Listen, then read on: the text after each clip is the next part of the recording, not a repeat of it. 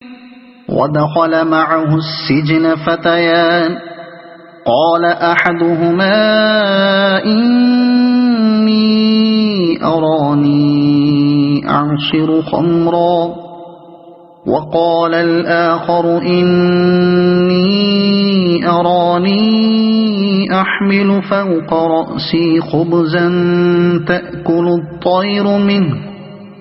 نبئنا بتأويله إنا نراك من المحسنين۔ قید خانے میں 2 غلام اور بھی اس کے ساتھ داخل ہوئے۔ ایک روز ان میں سے ایک نے اس سے کہا، میں نے خواب میں دیکھا ہے کہ میں شراب کشید کر رہا ہوں۔ دوسرے نے کہا، میں نے دیکھا کہ میرے سر پر روٹیاں رکھی ہیں اور پرندے ان کو کھا رہے ہیں۔ دونوں نے کہا، ہمیں اس کی تعبیر بتائیے، ہم دیکھتے ہیں کہ آپ ایک نیک آدمی ہیں۔ قید خانے میں 2 غلام۔ غالباً اس وقت جبکہ حضرت یوسف علیہ السلام قید کیے گئے ان کی عمر 20-21 سال سے زیادہ نہ ہوگی۔ تلمود میں بیان کیا گیا ہے کہ قید خانے سے چھوٹ کر جب وہ مصر کے فرمانروا ہوئے تو ان کی عمر 30 سال تھی، اور قرآن کہتا ہے کہ قید خانے میں وہ بضع سنین یعنی کئی سال رہے۔ بضع کا اطلاق عربی زبان میں 10 تک کے عدد کے لیے ہوتا ہے۔ اس کے ساتھ داخل ہوئے۔ یہ 2 غلام جو قید خانے میں حضرت یوسف علیہ السلام کے ساتھ داخل ہوئے تھے، ان کے متعلق بائبل کی روایت ہے کہ ان میں سے ایک شاہ مصر کے ساقیوں کا سردار تھا اور دوسرا شاہی نان بائیوں کا افسر۔ تلمود کا بیان ہے کہ ان دونوں کو شاہ مصر نے اس قصور پر جیل بھیجا تھا کہ ایک دعوت کے موقع پر روٹیوں میں کچھ کرکراہٹ پائی گئی تھی اور شراب کے ایک گلاس میں مکھی نکل آئی تھی۔ ہم دیکھتے ہیں کہ آپ ایک نیک آدمی ہیں۔ اس سے اندازہ کیا جا سکتا ہے کہ قید خانے میں حضرت یوسف علیہ السلام کس نگاہ سے دیکھے جاتے تھے۔ اوپر جن واقعات کا ذکر گزر چکا ہے ان کو پیش نظر رکھنے سے یہ بات قابل تعجب نہیں رہتی کہ ان 2 قیدیوں نے آخر حضرت یوسف علیہ السلام ہی سے آ کر اپنے خواب کی تعبیر کیوں پوچھی اور ان کی خدمت میں یہ نظر عقیدت کیوں پیش کی کہ انا نراک من المحسنین، یعنی ہم تجھے احسان کرنے والوں میں سے دیکھتے ہیں۔ جیل کے اندر اور باہر سب لوگ جانتے تھے کہ یہ شخص کوئی مجرم نہیں ہے بلکہ ایک نہایت نیک نفس آدمی ہے، سخت ترین آزمائشوں میں اپنی پرہیزگاری کا ثبوت دے چکا ہے۔ آج پورے ملک میں اس سے زیادہ نیک انسان کوئی نہیں ہے، حتیٰ کہ ملک کے مذہبی پیشواؤں میں بھی اس کی نظیر مفقود ہے۔ یہی وجہ تھی کہ نہ صرف قیدی ان کو عقیدت کی نگاہ سے دیکھتے تھے بلکہ قید خانے کے حکام اور اہلکار تک ان کے معتقد ہو گئے۔ چنانچہ بائبل میں ہے کہ قید خانے کے داروغہ نے سب قیدیوں کو جو قید میں تھے یوسف علیہ السلام کے ہاتھ میں سونپا اور جو کچھ وہ کرتے اسی کے حکم سے کرتے تھے، اور قید خانے کا داروغہ سب کاموں کی طرف سے جو اس کے ہاتھ میں تھے بے فکر تھا۔ پیدائش باب 39 آیت 22 اور 23۔ قال لا يأتيكما طعام ترزقانه إلا نبأتكما بتأويله قبل أن يأتيكما ذلكما مما علمني ربي إني تركت ملة قوم لا يؤمنون بالله وهم بالآخرة هم كافرون واتبعت ملة آبائي إبراهيم وإسحاق ويعقوب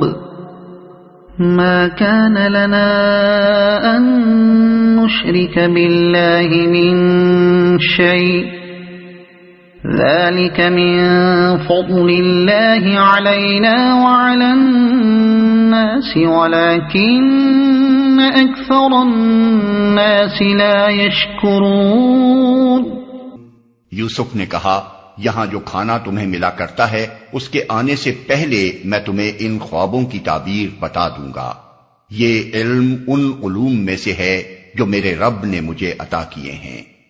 واقعہ یہ ہے کہ میں نے ان لوگوں کا طریقہ چھوڑ کر جو اللہ پر ایمان نہیں لاتے اور آخرت کا انکار کرتے ہیں، اپنے بزرگوں ابراہیم، اسحاق اور یعقوب کا طریقہ اختیار کیا ہے۔ ہمارا یہ کام نہیں ہے کہ اللہ کے ساتھ کسی کو شریک ٹھہرائیں۔ در حقیقت یہ اللہ کا فضل ہے ہم پر اور تمام انسانوں پر کہ اس نے اپنے سوا کسی کا بندہ ہمیں نہیں بنایا، مگر اکثر لوگ شکر نہیں کرتے۔ يا صاحبي السجن أأرباب متفرقون خير أم الله الواحد القهار ما تعبدون من دونه إلا أسماء سميتموها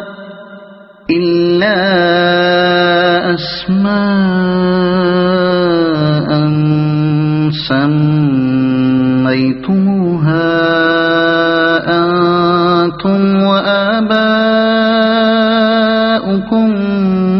ما أنزل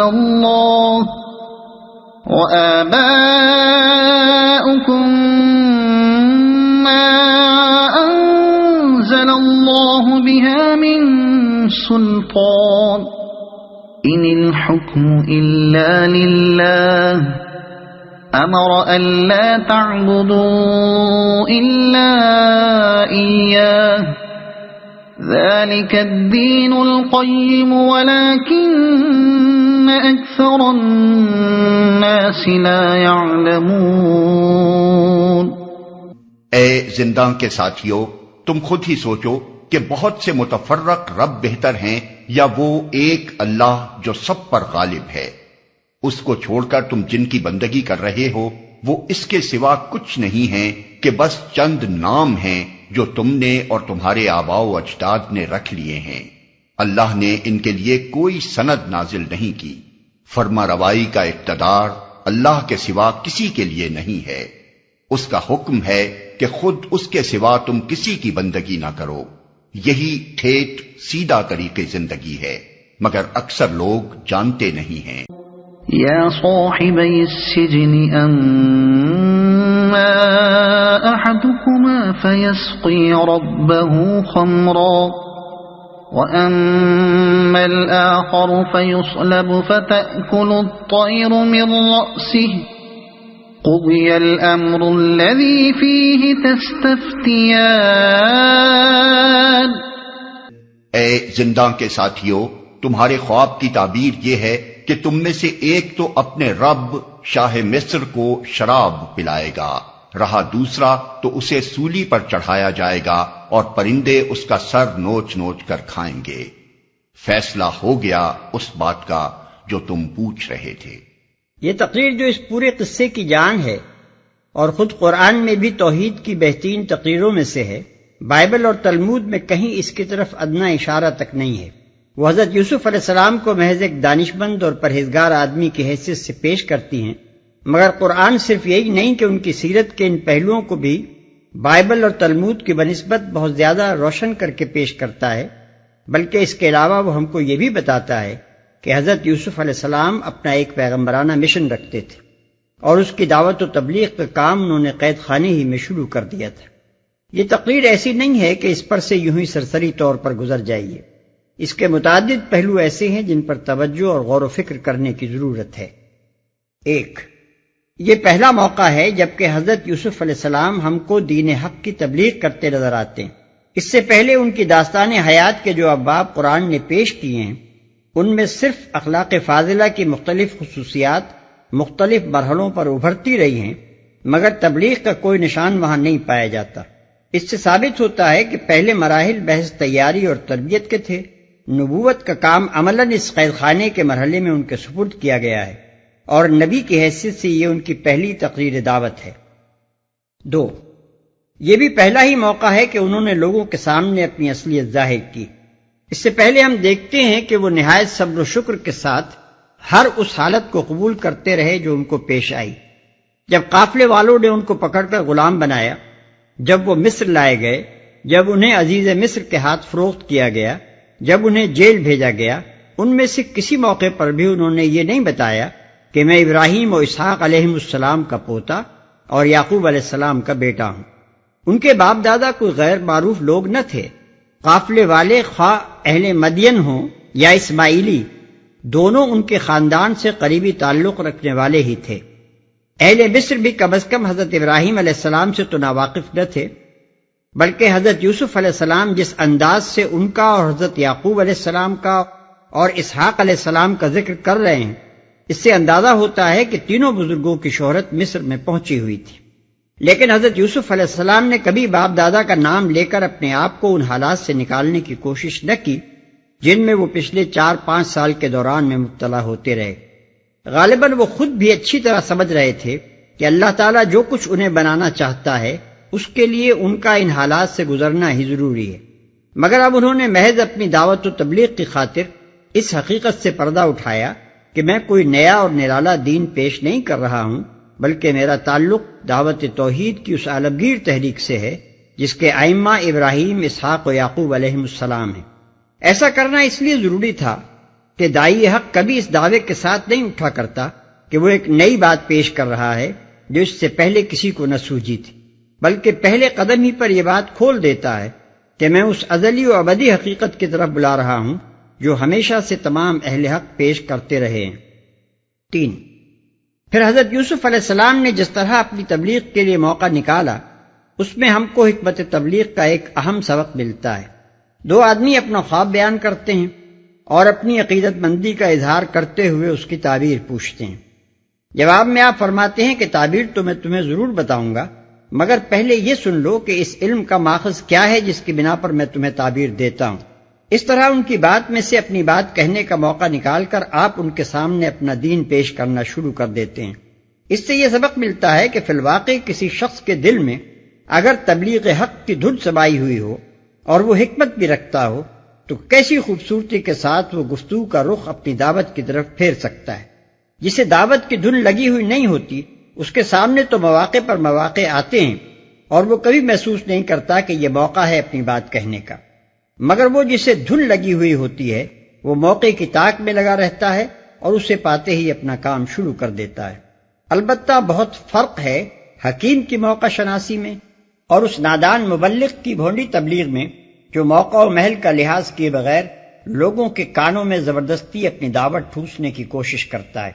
اور پھر لیچڑ پن اور جھگڑالو پن سے انہیں الٹا متنفر کر کے چھوڑتا ہے۔ 4، اس سے یہ بھی معلوم کیا جا سکتا ہے کہ لوگوں کے سامنے دعوت دین پیش کرنے کا صحیح ڈھنگ کیا ہے۔ حضرت یوسف علیہ السلام چھوٹتے ہی دین کے تفصیلی اصول اور ضوابط پیش کرنے شروع نہیں کر دیتے، بلکہ ان کے سامنے دین کے اس نقطۂ آغاز کو پیش کرتے ہیں جہاں سے اہل حق کا راستہ اہل باطل کے راستے سے جدا ہوتا ہے، یعنی توحید اور شرک کا فرق۔ پھر اس فرق کو وہ ایسے معقول طریقے سے واضح کرتے ہیں کہ عقل عام رکھنے والا کوئی شخص اسے محسوس کیے بغیر نہیں رہ سکتا، خصوصیت کے ساتھ جو لوگ اس وقت ان کے مخاطب تھے ان کے دل و دماغ میں تو تیر کی طرح یہ بات اتر گئی ہوگی کیونکہ وہ نوکر پیشہ غلام تھے اور اپنے دل کی گہرائیوں میں اس بات کو خوب محسوس کر سکتے تھے کہ ایک آقا کا غلام ہونا بہتر ہے یا بہت سے آقاؤں کا، اور سارے جہان کے آقا کی بندگی بہتر ہے یا بندوں کی بندگی۔ پھر وہ یہ بھی نہیں کہتے کہ اپنا دین چھوڑو اور میرے دین میں آ جاؤ، بلکہ ایک عجیب انداز میں ان سے کہتے ہیں کہ دیکھو اللہ کا یہ کتنا بڑا فضل ہے کہ اس نے اپنے سوا ہم کو کسی کا بندہ نہیں بنایا، مگر لوگ اس کا شکر ادا نہیں کرتے اور خواہ مخواہ خود گھڑ گھڑ کر اپنے رب بناتے اور ان کی بندگی کرتے ہیں۔ پھر وہ اپنے مخاطبوں کے دین پر تنقید بھی کرتے ہیں، مگر نہایت معقولیت کے ساتھ اور دل آزاری کے ہر شائبے کے بغیر۔ بس اتنا کہنے پر اکتفا کرتے ہیں کہ یہ معبود جن میں سے کسی کو تم انداتا، کسی کو خداوند نعمت، کسی کو مالک زمین اور کسی کو رب دولت یا مختار صحت و مرض وغیرہ کہتے ہو،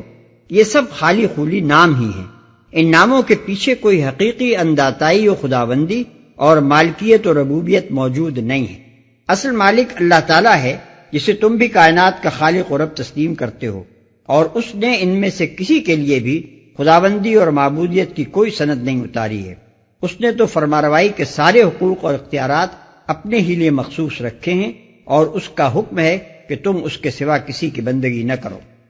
5، اس سے یہ بھی اندازہ کیا جا سکتا ہے کہ حضرت یوسف علیہ السلام نے قید خانے کی زندگی کے یہ 8-10 سال کس طرح گزارے ہوں گے۔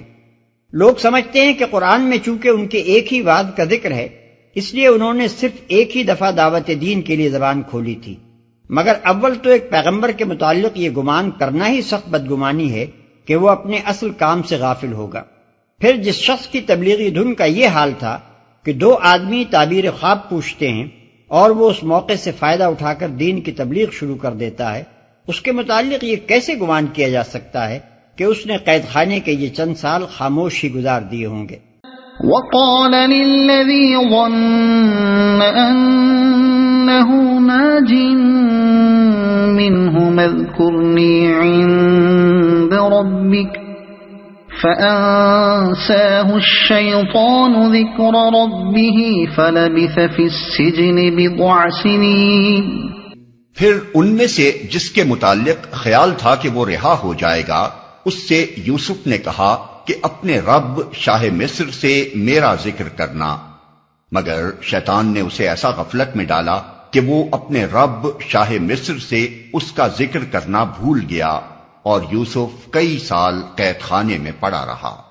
اس مقام کی تفسیر بعض مفسرین نے یہ کی ہے کہ شیطان نے حضرت یوسف علیہ السلام کو اپنے رب یعنی اللہ تعالیٰ کی یاد سے غافل کر دیا، اور انہوں نے ایک بندے سے چاہا کہ وہ اپنے رب یعنی شاہ مصر سے ان کا تذکرہ کر کے ان کی رہائی کی کوشش کرے۔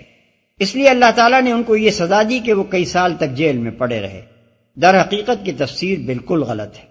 صحیح یہی ہے جیسا کہ علامہ ابن کثیر اور متقدمین میں سے مجاہد اور محمد ابن اسحاق وغیرہ نے کہا ہے کہ فَأَنْسَاهُ الشَّيْطَانُ ذِكْرَ رَبِّ کی ضمیر اس شخص کی طرف پھرتی ہے جس کے متعلق حضرت یوسف علیہ السلام کا گمان تھا کہ وہ رہائی پانے والا ہے، اور اس آیت کے معنی یہ ہیں کہ شیطان نے اسے اپنے آقا سے حضرت یوسف علیہ السلام کا ذکر کرنا بھلا دیا۔ اس سلسلے میں ایک حدیث بھی پیش کی جاتی ہے کہ نبی صلی اللہ علیہ وسلم نے فرمایا کہ اگر یوسف علیہ السلام نے وہ بات نہ کہی ہوتی جو انہوں نے کہی تو وہ قید میں کئی سال نہ پڑے رہتے۔ لیکن علامہ ابن کثیر فرماتے ہیں کہ یہ حدیث جتنے طریقوں سے روایت کی گئی ہے وہ سب ضعیف ہے۔ بعض طریقوں سے یہ مرفوعاً روایت کی گئی ہے، اور ان میں سفیان بن وکی اور ابراہیم بن یزید راوی ہیں جو دونوں ناقابل اعتماد ہیں، اور بعض طریقوں سے یہ مرسلن روایت ہوئی ہے، اور ایسے معاملات میں مرسلات کا اعتبار نہیں کیا جا سکتا۔ علاوہ بری درایت کے اعتبار سے بھی یہ بات باور کرنے کے قابل نہیں ہے کہ ایک مظلوم شخص کا اپنی رہائی کے لیے دنیاوی تدبیر کرنا خدا سے غفلت اور توکل کے فقدان کی دلیل قرار دیا گیا ہوگا۔